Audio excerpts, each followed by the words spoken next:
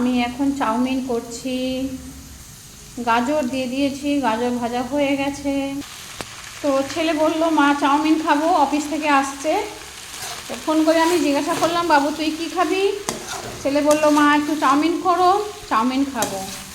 তো এই সন্ধ্যার সময় টিফিনে কি খাবো? চাউমিন খাবো। একটু গাজর কেটে দিয়ে দিয়েছি, গাজরটা বেশি ভাজা হয়ে গেছে। তো যাই হোক, নো প্রবলেম। তো বন্ধুরা দেখতেই পাচ্ছ গাজর বলছি, চাউমিনটা আমার প্রায় হয়ে এসছে। এবার একটুখানি নাড়াচাড়া করে নামিয়ে ফেলবো। তো আবার রান্না করতে হবে, চাউমিনটা খেয়েই রান্না করব। ছেলে এখন অফিস থেকে আসেনি, আসছে।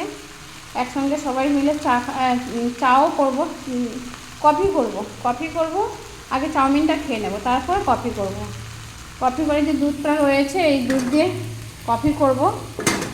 তো আগে চাউমিনটা খেয়ে নিই, তারপর কফি করব। বন্ধুরা এই পর্যন্ত ভিডিওটা, তোমরা সবাই ভালো থেকো, সুস্থ থেকো, টাটা।